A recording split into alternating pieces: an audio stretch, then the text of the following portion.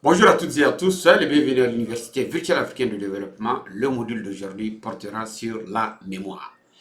Comme vous le savez, l'Université virtuelle africaine de développement s'occupe des questions d'éducation, des questions d'entrepreneuriat, particulièrement dans le domaine de la production animale, des questions de développement personnel et enfin des questions politiques.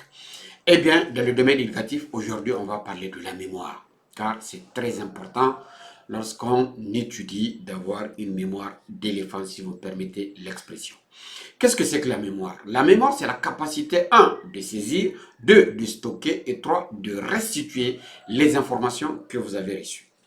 Et d'un point de vue scolastique, on fait une classification en disant qu'il existe deux types de mémoire. La mémoire à court terme, qu'on appelle la mémoire de travail, c'est par exemple votre capacité à saisir un numéro de téléphone qu'on vous offre tout de suite et à le composer. Et enfin, la mémoire à long terme qui permet de garder des souvenirs qui sont beaucoup plus lointains. Il faut aussi dire que en ce qui concerne la mémoire à long terme, il y a deux types de mémoire à long terme. Il y a la mémoire explicite qu'on appelle la mémoire consciente et la mémoire implicite qu'on appelle la mémoire inconsciente. Dans la mémoire explicite, il y a la mémoire sémantique, ce sont les connaissances générales qu'on a dans le monde. C'est l'ensemble des informations qui nous permettent d'avoir un certain niveau de culture. Et il y a la mémoire épisodique qui, elle, est associée surtout aux événements personnels que nous avons vécus et les contextes dans lesquels ces événements se sont passés afin que nous nous rappelions de ces événements.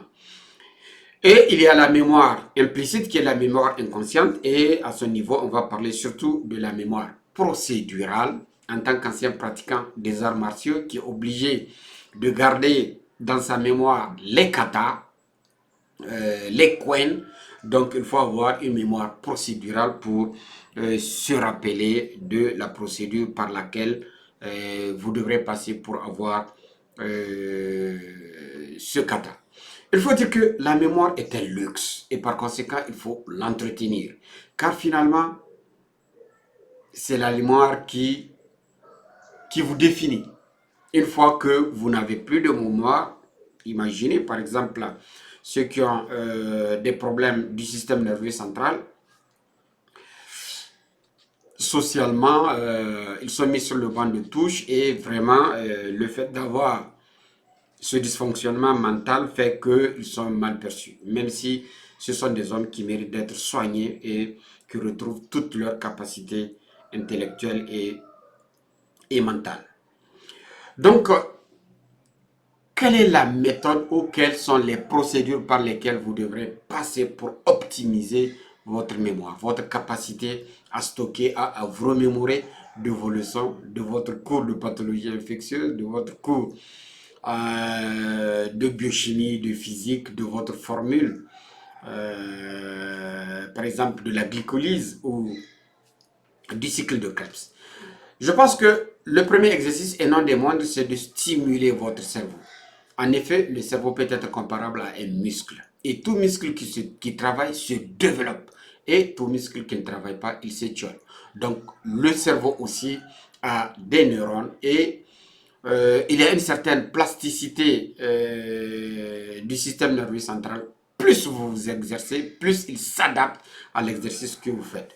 Donc pour cela, parmi les exercices, je vous conseille un, de lire, lire encore, lire toujours, faire des jeux qui suscitent la réflexion, tels que par exemple les exercices de mathématiques, de physique, de chimie, si vous êtes particulièrement au lycée, faire des jeux tels que le jeu du Scrabble, des jeux qui suscitent la logique et qui vont faire en sorte que vous puissiez renforcer les neurones de votre système nerveux central.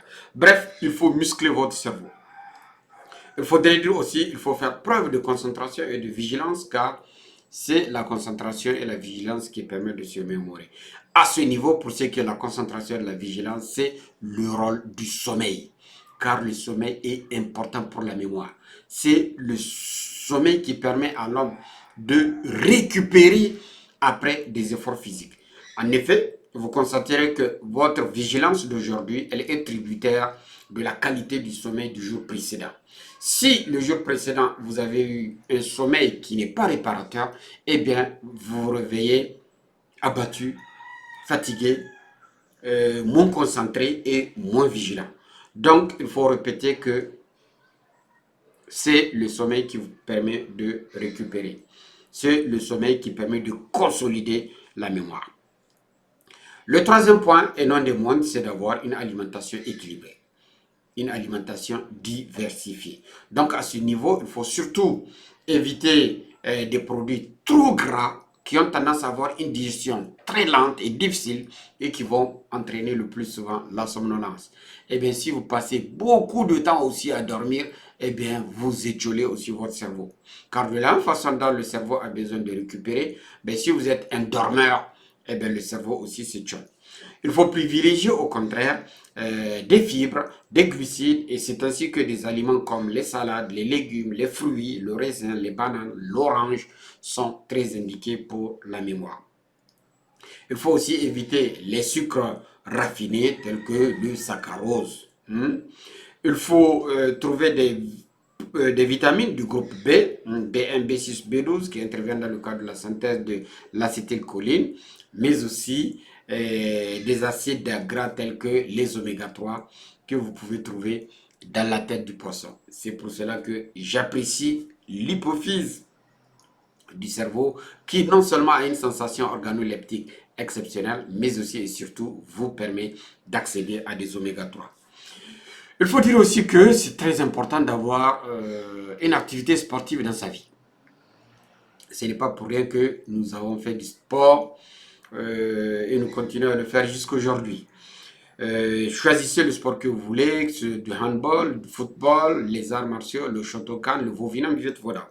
En effet, c'est le sport qui vous permet d'oxygéner votre corps, en particulier d'oxygéner votre cerveau. C'est le sport qui vous permet de payer vos dettes d'oxygène. Parmi les conseils, il faudrait aussi éviter tout ce qui est source de stress. Il faudrait optimiser la lutte contre le stress, car le stress vous déconcentre. À ce niveau, des aliments qui contiennent du magnésium sont très importants. Le sport aussi permet non seulement de socialiser, mais aussi et surtout de se débarrasser du stress. Je terminerai en disant que le dernier conseil que je vous donnerai dans le cadre du développement de votre mémoire afin de conduire vos études, que ce soit au lycée, à l'université et même dans la vie professionnelle, c'est d'éviter tout ce qui est excitant. La cigarette, l'alcool, la drogue, eh bien, il faut les bannir totalement. Dès lors que vous fumez, eh bien, vous augmentez le taux de CO2 dans votre corps, vous formez de l'hémoglobine oxycarbonée au lieu de la carbohémoglobine, autant pour moi, au lieu de former de l'hémoglobine oxycarbonée, qui est très important et qui doit apporter de l'oxygène aux organes et aux tissus. Donc, il faut bannir la cigarette, il faut bannir l'alcool, il faut bannir la drogue, car cela détruit complètement votre cerveau. Regardez sur les poubelles tous ceux qui sont rentrés dans l'alcoolisme, comment est-ce qu'ils ont fini. Eh bien, mes chers frères, voilà les quelques conseils que je vous donne pour bétonner votre mémoire. Et je profite pour faire un coucou à mon ami Dr Moro Moukela, de la famille des bombes à casser. Je vous remercie et à bientôt.